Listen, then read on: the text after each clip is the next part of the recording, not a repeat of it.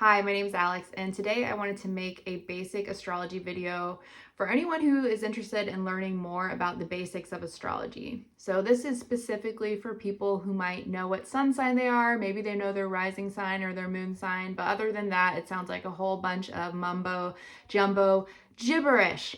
So my experience with astrology started probably in my teens. I only knew about my sun sign back then, and it was just something fun that I did, like read my horoscope in the newspaper or magazines. But back then, I thought to myself, how accurate can this really be?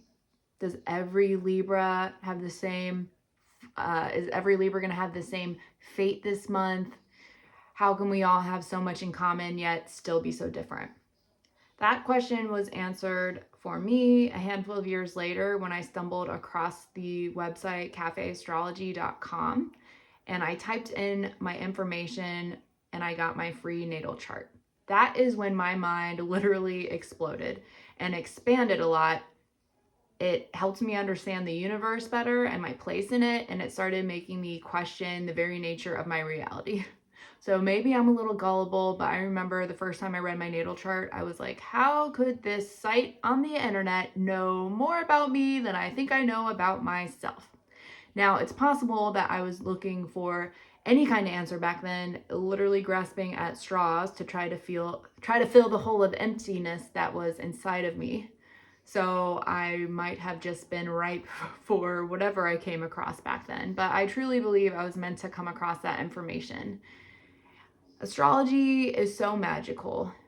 I don't think anyone can deny that when you stand under a night full of thousands and thousands of twinkling stars, especially if you've been lucky enough to be in a place without a lot of light pollution where you can see the galaxy, there's no question in my mind, at least, that there's something bigger than us out there.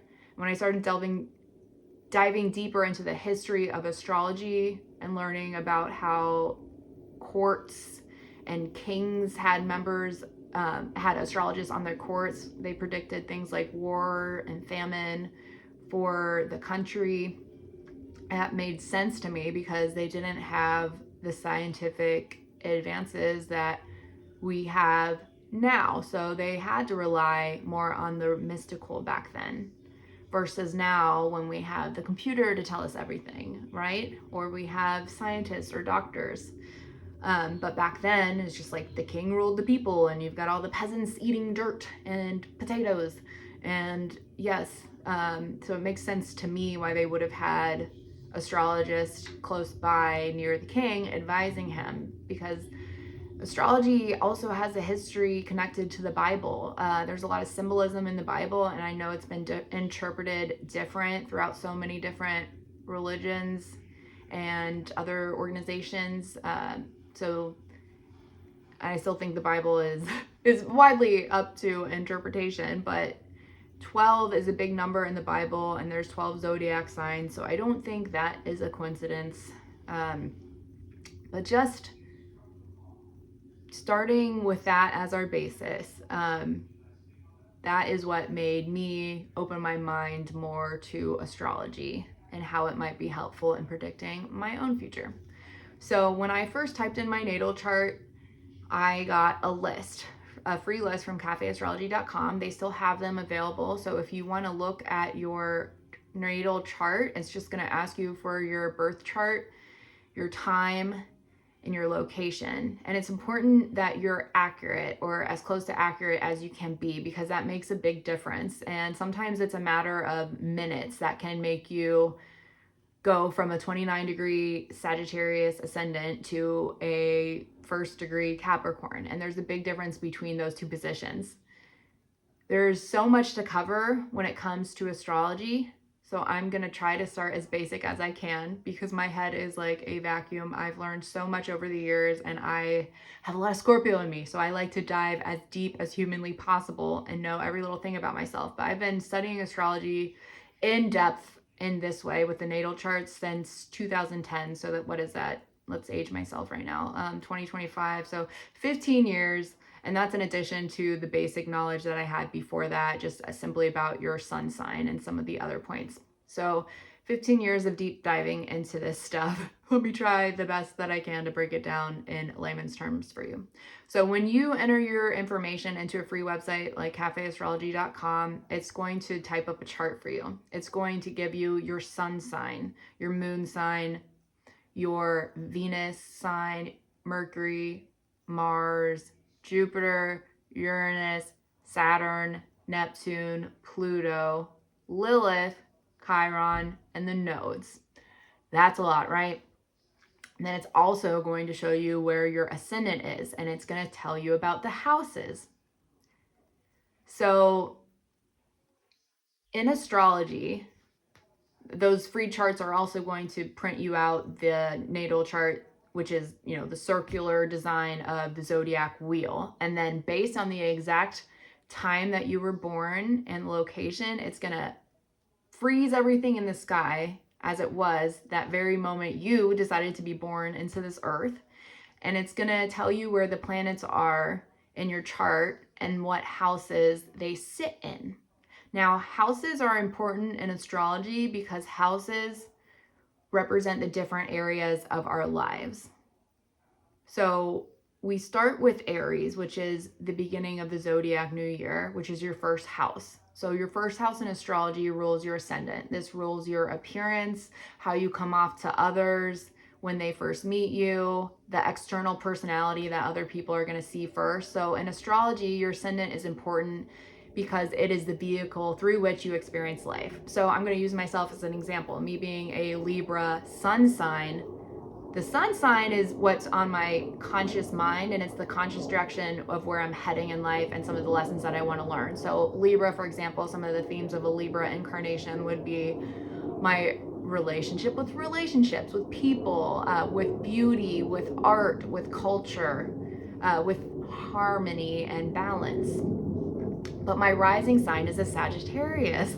Sagittarius is ruled by the planet Jupiter, which is larger than life. So a Sagittarius ascendant, because the ascendant is your first house, your ascendant sign is going to rule over not only your personality and how others perceive you externally when they first meet you, but also your appearance. So each sign will have specific details about what you might look like based on your ascendant sign. So Sagittarius ascendant, for example, they tend to be tall. They tend to have horse-like movements and be a little awkward because Sagittarians are half man, half beast.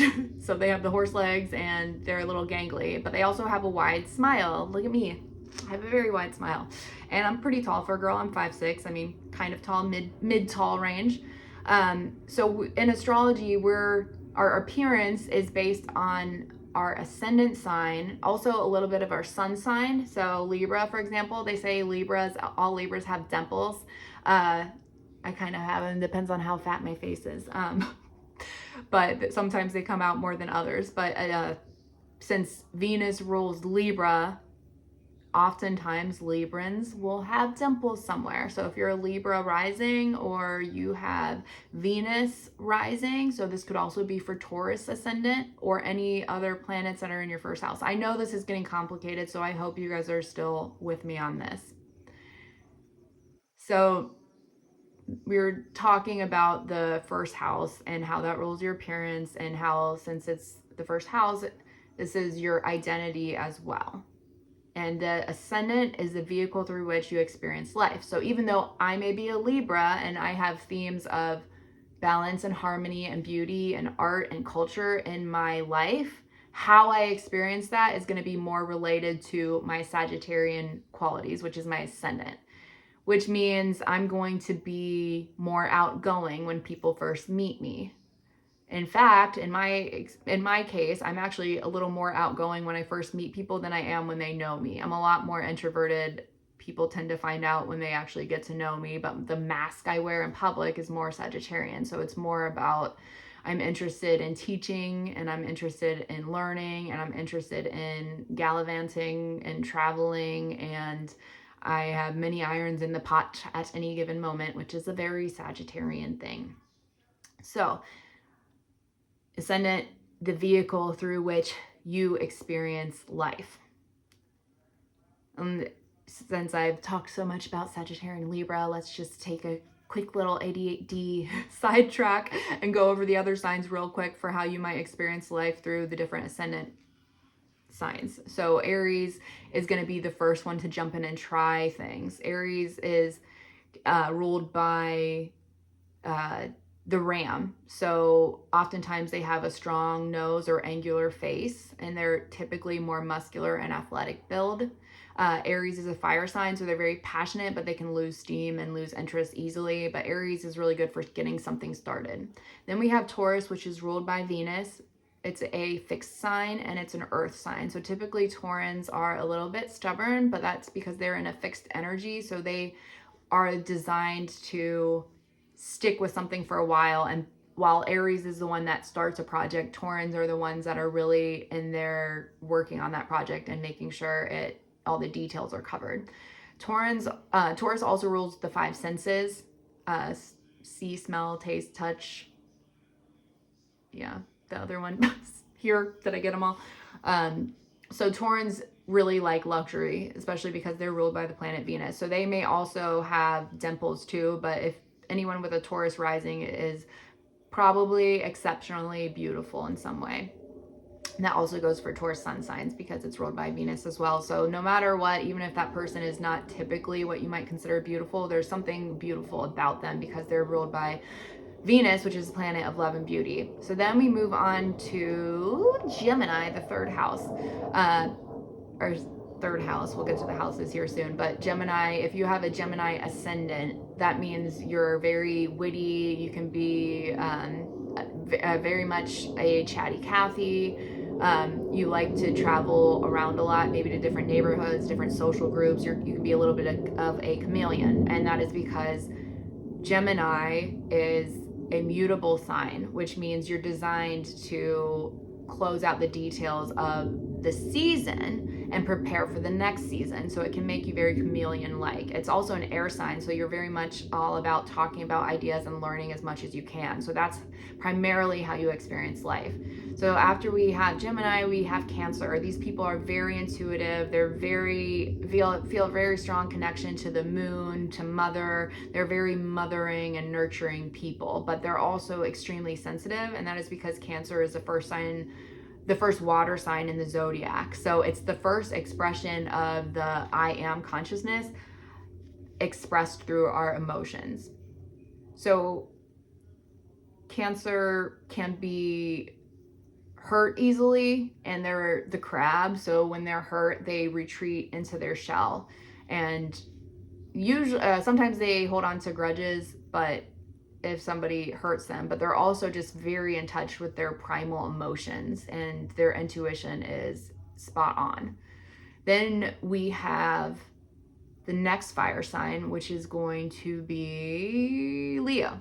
Leo is bold, larger than life, courageous, creative, usually some kind of artist or performer, and they want to be on stage. They can also have a strong relationship with children because Leo rules the fifth house of children as well.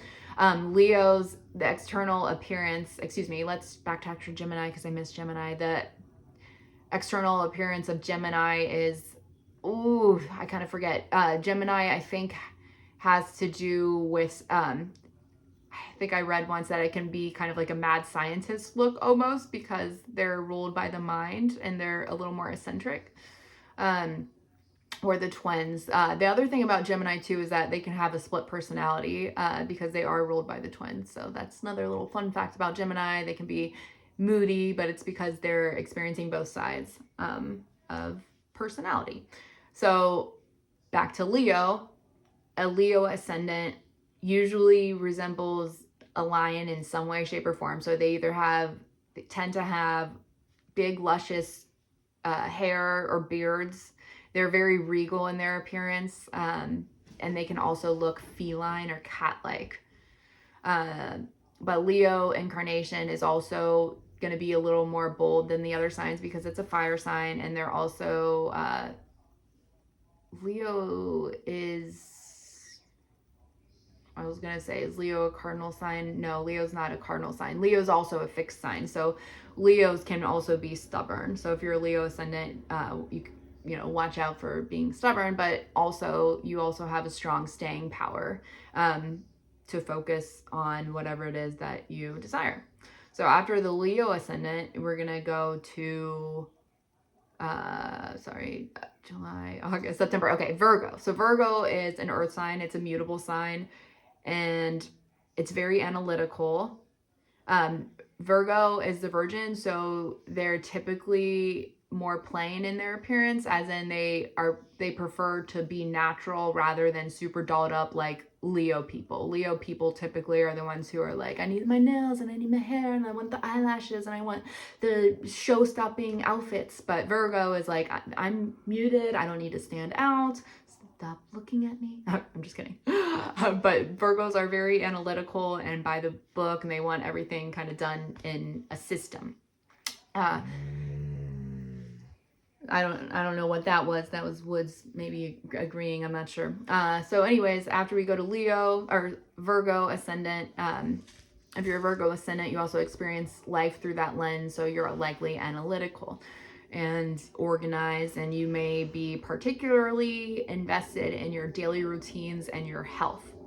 So Libra is an air sign. Libra is a cardinal sign. So Libra is all about getting things started as well. The start of a season, start of fall season. Libra is ruled by Venus. So a Libra rising is going to be very concerned with how they are perceived socially. What are their social connections like? They're going to have relationships out the wazoo. They're going to be very good about charming the socks off of people and developing relationships. And another fun fact about the Leo is that they usually have dimples, and they're usually really attractive people in some way, whether that's their personality or their physical appearance, because it's ruled by the planet Venus of love and beauty, which I mentioned earlier. So after Libra comes Scorpio. Scorpio people, Scorpio ascendant, these are very intense people. They live their life to the fullest. So love or hate, life or death.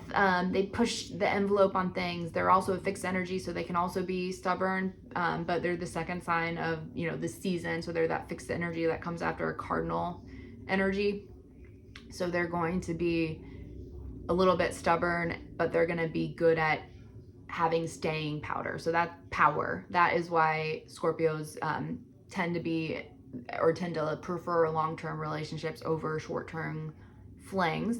So Scorpio ascendants also tend to have darker hair or intense eyes. Darker eyes or intense eyes doesn't necessarily have to have dark hair, but there's going to be something about the Scorpio ascendant that just seems very mysterious and intense because they're ruled by Pluto, which is depth and transformation. So then we have a Sagittarius ascendant, which I mentioned earlier because that's what I am. They're going to be kind of like the goofy friend.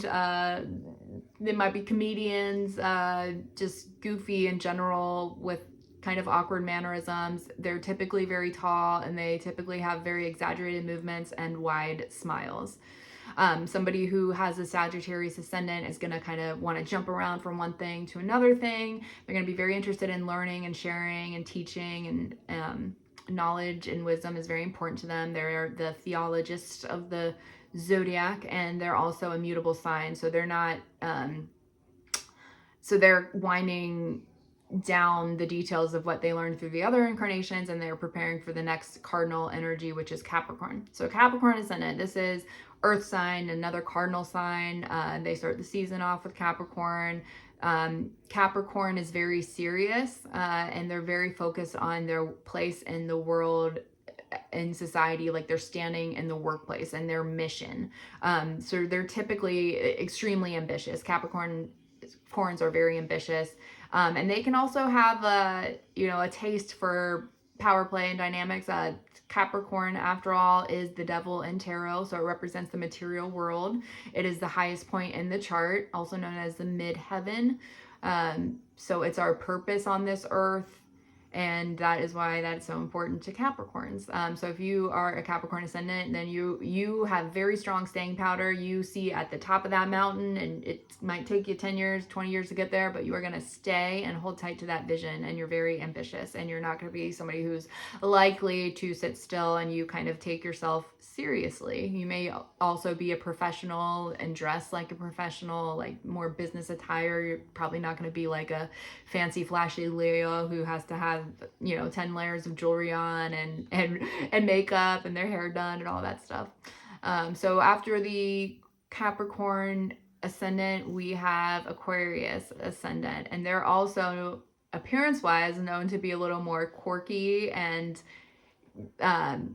sometimes an unkempt appearance, or like whenever I think of an Aquarius, I think of like the curly mad scientist hair and glasses, or just something unique and different about their appearance. That's because they're ruled by Uranus, which is a planet of change, disruption, technology, evolution, and uniqueness. So Aquarius is also a fixed energy, so it's similar, it's the opposite of the Leo energy. Aquarius is focused on the collective and helping their fellow man. So Aquarians are likely to be involved in the community in some way, and especially some kind of humanitarian acts, or they have a lot of friends, and they're also typically pretty smart, because they're an air sign, so they throw around ideas a lot. So then we have our final sign of the zodiac, the Pisces ascendant. So this is a very intuitive placement as well. Pisces is the last sign of the zodiac, which represents our subconscious, and it's the accumulation of all the signs of the zodiac. So the signs of the zodiac repeat for eternity. So when you get back up to Aries, the cycle restarts again and you're born new again. So for Pisces, you've got the experience of Aries through Taurus, through Gemini, through Leo, and so on and so on and so on. So these people are very intuitive. They're very, very creative, but they also have a tendency to want to get lost through drugs and alcohol if that energy is not created, if that energy is not channeled into something that is more purposeful for them. So these are all Pisces ascendant. These are often the mystics of society as well, or they're focused on the subconscious in some way, and behavior, intuition, spirituality in some way, shape, or form, and they typically have a strong connection to the divine, unless of course there's a lot of trauma there that they're working through, which can kind of dampen that connection. So that is so a Pisces ascendant, their experience is going to be using that intuition through life and then expressing themselves through art and creativity. That's going to be a big part of how they live their life purpose through their ascendant. So I gave you guys a little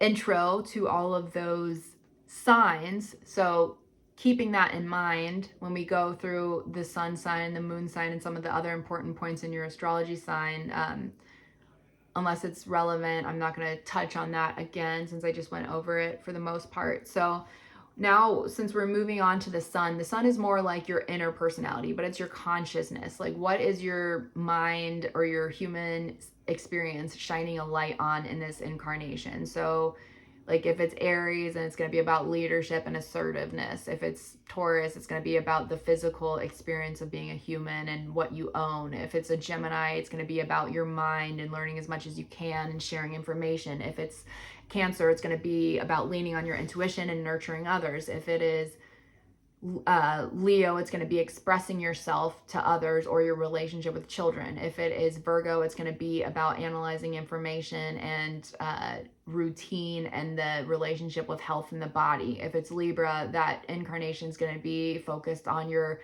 relationships and art and beauty and your standing in the community. And exchange of ideas, and balance. And if it's Scorpio, it's going to be about the intensity and the transformative experiences that you have in life. If it is Sagittarius, your incarnation is going to be more focused on philosophy and belief systems and teaching. If it's Capricorn, you're going to be very concerned in this incarnation about having achieving high status in life, or a place where a lot of people in life are looking to you for leadership. You're going to be very ambitious. If you're Aquarius, that incarnation is all about power to the people and caring about your fellow human, and can also be about innovation and technology and doing something different or unique or rebellious. And if you're Pisces incarnation, then that's going to be about creativity, self-expression, intuition, and your experience with the subconscious. So you may have a lot of paranormal experiences as a Pisces as well.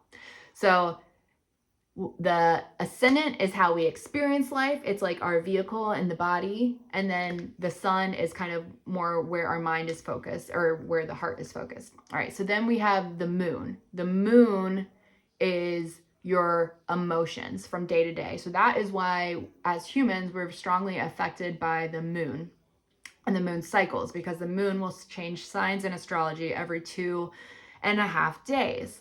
We also have something that is known as a void of course moon, which means there is no sign that the moon is in. So we can temporarily feel disconnected with reality, but during void of course periods, it's a really powerful time to tap into the infinite quantum field, or your relationship with spirit. It's a great time to journal or meditate. If you have strong water in your chart and you're a very intuitive person, so if you have an ascendant that is Scorpio, Pisces, Cancer, or if you have Pluto, Neptune, or the moon in your first house, which is in the ascendant, so it influences the personality and how you're perceived, then you are going to be extra sensitive to shifts in energy, especially those moon signs, because they're affecting us on a daily basis. So you're very tapped into the collective consciousness and like what the energy around you is and what you're feeling. So the moon is our emotions. Then we have the Mars sign. Your Mars sign is how you take action. Mars is ruled by Aries, the first sign of the zodiac, which is a fire sign and the god of war. So Mars in a chart, if we have Mars in Aries, for example, that's what Mars wants to be in. So you're going to be, most comfortable with how you express energy. But Mars in Aries can also be quick to anger, because it's all about like short bursts of energy, and just like you move so fast, typically move a lot faster than other people. So there can be frustration when other people can't keep up with that. If your Mars is in a fire sign or an air sign, it's more compatible than it would be if it was in a water or earth sign, because that kind of conflicts with the energy of Mars in general, because Mars is a fire energy. It's like how we take action, how we move. So if it's in an earth sign, we're a little more practical about how we move, and we want to lay things out in an analytical way, step by step, versus if we were in Mars in a water sign, would be the way we move is going to be based on how we're feeling. So that is right now, at the time of this video, Mars is in Cancer. So the energy is super up and down, and it's been that way for a while, causing a lot of people to feel stuck because we're super influenced by the moon when Mars is in Cancer. So if your Mars is in an air sign, you're going to be thinking through what your moves are versus taking action. And then if your Mars is in a fire sign, you're going to be more like, okay, I have to move, and that's how I'm going to take action.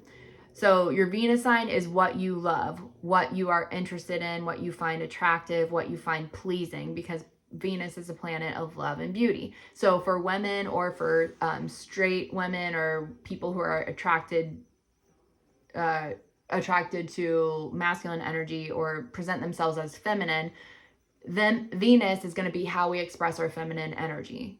So Venus in Aries, so like for women, it is how we express our femininity. So if I'm trying to seduce a man and I have a Venus in Aries, I might seduce them by going to the gym with them, or going on a hike with them, or doing something active that involves like the body, or something, something active, or something new and exciting, because Aries is like, let's push the envelope. If I have a Venus in Taurus, I might try to seduce them through a sensual meal, or a nice candlelit dinner. If I have Venus in Gemini, I'm going to try to impress them with my knowledge or fun facts. If it's Venus in Cancer, it's going to be about my emotions and how can I nurture that person. If it is Venus in Leo, it's going to be how can I express my femininity through, being center stage in some way or expressing my creativity. If it is in Virgo, I'm going to be the natural beauty and a little more demure. If I am a Venus in Libra, I'm going to be all about like my social connections and flirtation and just beauty. And, I might spend a lot of money on my hair and my nails and just everything is beautiful and pleasing to your eyes. So I'm going to seduce you in that way if I'm Venus in Libra. If I'm Venus in Scorpio, it's going to be about my intensity. I'm going to lure you in like a snake. That's what I am, by the way. I'm a Venus in Scorpio. So Venus in Scorpio is a very, like, people say that the experience of being seduced by a Venus in Scorpio is very intense. They're going to feel like you're the center of attention in the Venus and Scorpio person's world, or they're going to express themselves through their sexuality or sensuality in some way. Then we have Venus in Sagittarius, which is all about fun and adventures and learning together. Venus in Capricorn is going to be about long-term commitment, so they may not be quick to disclose their feelings. They're going to get to know you in a step-by-step approach, because slow and steady wins the race with Capricorn. Then we've got Aquarius. You might express your, femininity as learning something new or doing a humanitarian activity together, or you're going to be weird and unique in some way and kind of wear that with a badge of honor. If it is Pisces, it's going to be a very creative energy, a very intuitive, emotional energy as well. So for Mars, since Mars is the masculine energy and Venus is a feminine, I'm just going to use straight sex couples because it's easier to explain this dynamic. So if you identify as anything other than male, female, or if you're non-binary, then it is based off of your personal polarity. So maybe you are, feel resonance with both, or maybe you lean more towards a feminine energy, or you lean more towards expressing yourself as masculine. But the Mars sign for men, for example, who like women, they're going to assert themselves through their Mars energy. So that's how they're going to lead when they're trying to attract a mate. So for women, they lead with their Venus energy and they, pull back and they seduce in that way. Mars is the masculine. That's how they're going to hunt for their, for their victim, for their partners, right? And Mars is also our sexual energy. So going back to everything I mentioned about the other signs without repeating myself too much, your Mars energy, your sexuality is also going to be influenced by your Mars sign. So you can look that up more in depth on your own if you're more interested in how you express yourself, but it's going to be kind of in alignment with everything else I've been saying when I mentioned specific signs. So then we have Mercury. Mercury is your mind. It's how you share information. So if you're an earth sign, you're going to be more practical in how you communicate. If you're a water sign, you're going to be intuitive and emotional about how you communicate. You communicate and you relate to each other through expression of emotions. If you're an air sign, you're going to be more detached from your emotions and communicate more kind of in a detached way. And if you're a fire sign, you're going to be very passionate about how you communicate with others, and you may be quick to temper or any kind of passion. So then we have, those are all the inner planets. So those are shorter term influences on our personality. The planets will stay in those signs anywhere from a few weeks to a few months. And then we move on to the outer planets, which have a more subtle influence on our personality, but those planets stay in one sign for a lot longer. So you may have, for the outer planets, it's Jupiter, Saturn, Uranus, Neptune, and Pluto. Those signs are going to hang out in a sign or an area of your chart for years, sometimes decades. So that definitely plays a role in what you're focused on. It moves a lot slower, so that can kind of create a theme for like a decade of your life. Maybe there's a whole decade of your life where you're really focused on relationships. And then, once that planets leave that sign, you shift from focusing on relationships to focusing on your career now, or focusing on a nonprofit humanitarian activity now, instead of all the relationship drama that you experienced when you were going through Libra, and then the intimacy of Scorpio, and then the Sagittarius isn't really a relationship sign. Sagittarius is more about our belief systems, but when you're going from Libra to Scorpio, you can have, you know, a 6-year period of your life where the Libra period was all about like shallow relationships, but a lot of them. And then you move into Scorpio. So then you go deeper with your partners during the Scorpio season of your life. So for the outer planets, Jupiter is expansion. It represents expansion in your chart. So when you lean into your Jupiter sign and your Jupiter energy, that brings you good luck, because Jupiter is also the planet of good luck. That's why they say Sagittarians typically are lucky in life. It's because they're ruled by the planet Jupiter. And then another, well, I don't want to talk about retrogrades right now because it's going to be too much information, and it might water down the message that I'm trying to talk about today, which is the more basic intro to astrology stuff. So Jupiter represents expansion. So if you are Jupiter in Cancer, for example, you're going to expand, and it's going to bring you good luck when you lean into the Cancer energy, aka your intuition or nurturing others. If you're Jupiter in Aries, you're going to have good luck in your life when you do Aries things like set the ball rolling and take action to start something and assert yourself in some way. If it's Libra, there's going to be good luck in your life when you connect with others, and so on and so forth, based on the other signs and archetypes of the zodiac. So then we get to Saturn. Saturn represents limitations. It can also represent past life karma with our fathers or male figures, and Saturn is also the planet that is really serious. So it's asking us, wherever Saturn is ruling in your chart, it's like, what are you here to get serious about? Then and Saturn is an important one because everybody's going to experience a Saturn return at some point in their life between the ages of 27 and 30, between 57 and 60, and then 87 and 90. So it's every 30 years Saturn makes a full rotation and comes back to the place where it was the day that you were born.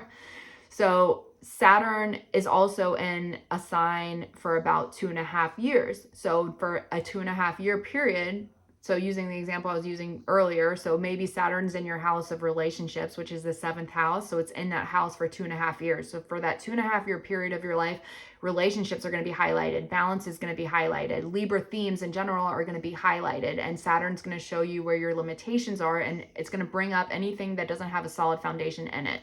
So after that, after Saturn leaves the house of relationships, for example, it's going to move on to the next sign, which in that case is Scorpio, which is going to take your relationships a step deeper. And then it's no longer about the superficial relationships you may have experienced in a Libra period. It's going to be more about the relationship dynamics and the intimacy and the psychology of your relationships and your shared resources, because those are all Scorpio themes. And then you're also very likely to have some kind of very highly transformative experience through relationships with other people during Saturn and Scorpio phase in your chart. So that's why I like to do transit readings. I always look at where Saturn is, because Saturn is telling you what you're focused on during this period.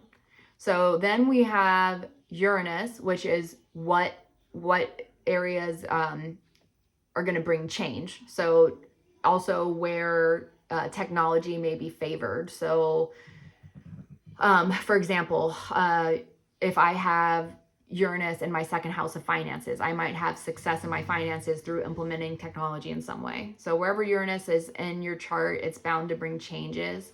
And you're bound to do things a little differently than other people might, or you're here to like kind of lead the rebellion in some way in the Uranus areas of your chart. And then we have Neptune, which is Pisces, and Neptune dissolves boundaries. Neptune closes out cycles. Neptune is focused on the subconscious. So anywhere where you have Neptune, if it's in your 9th house of Sagittarius, which is your belief system, then it's dissolving old belief systems. If it's in your house of relationships, it's dissolving old relationship patterns that are no longer serving you. If it's in your 1st house, you're having it's dissolving your old identity that no longer serves you. So those are, that's your basic signs in astrology. The difference between the inner planets and the outer planets, how the inner planets have more of a day-to-day influence on us versus the outer planets, which have a longer term, more subtle influence on us. So when you're doing a transit reading, you're looking at where the current planets are transiting your natal planets. So it's creating aspects. Isn't he handsome? It's creating interactions with your natal planets, and then it's kind of giving you a baseline theme of what what energies and what sign. So if you've got Saturn in your second house of finances, you know that it's going to be a 2.5 year period where you're just really nose to the grindstone trying to focus on your finances. If it's in your 12th house, which is Pisces, then it's Saturn is showing you limitations in maybe your thinking patterns or like your spirituality and what you need to work on there. So that feels like a pretty good place to sum it up. And that is why transit readings can be really helpful when you have this basic understanding of why the houses are important. And then just your typical, information about the zodiac archetypes, because we all have the archetypes in our personality. It's just astrology is the woo-woo magic part of astrology is because it's like where in your personal chart are those planets having an interaction.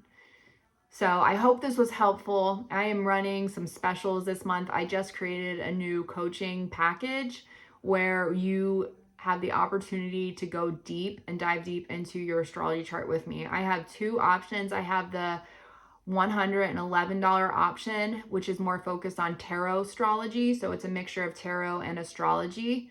And we're going to meet once a week for readings, but we're starting it on, I believe it's the 27th, which is the new moon. There's a very important alignment at the end of February. I think it's on the 28th, where we have, I believe it's 5 planets in Pisces, which is going to be huge because that's clearing out a ton of old cycles. So it's a really good time to book a reading like this because we're going to go really deep when we do the tarot astrology reading. So it's going to be $180 value just for the readings.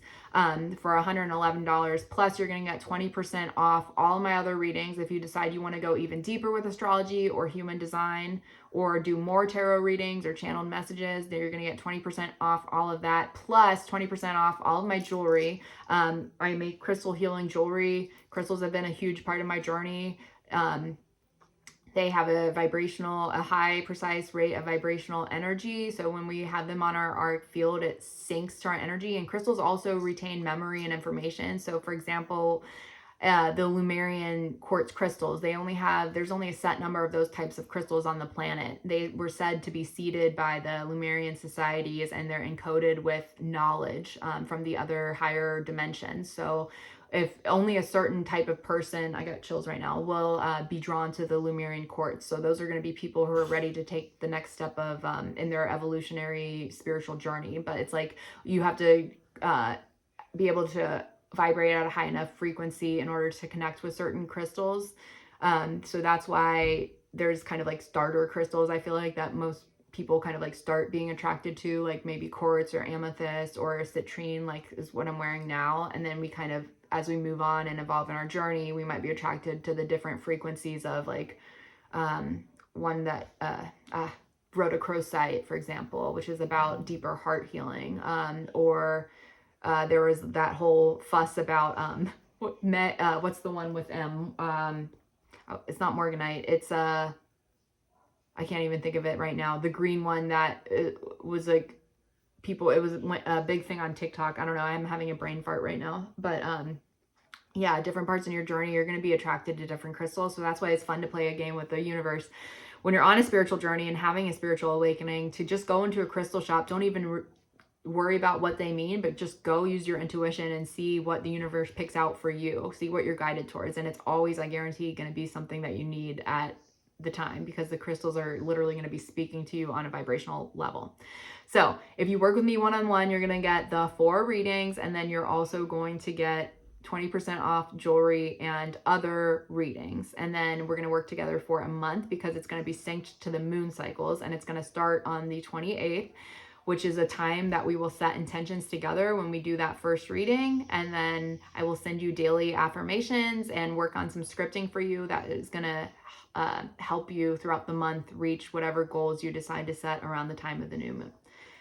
So that's going to be 4 sessions, in-depth sessions with me. And then I also have a $555 coaching pack. This is for anyone who really wants to make a deep change. This is the boot camp that I put myself in when I was going through a spiritual awakening. It's going to give you the full in-depth experience of the human design reading, which you need your birth chart, time, and location for. And human design looks at your auric field and the astrology in your chart and the energy type, so your auric field and also the chakras.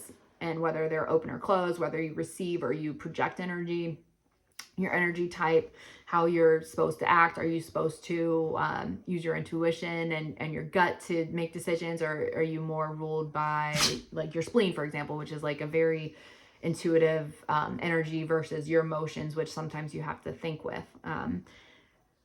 The 555 deal is also going to give you a transit reading and a natal reading if you haven't already had a natal reading with me. So you're going to get a very strong foundational core of astrology knowledge, and it's going to look at your current transits, which is going to give you an idea of the timeline of some of the energies that you're currently experiencing. So it's going to help you find an end date of it, and it's going to help you work with those energies better, so it gives you more clarity around what themes you're going through.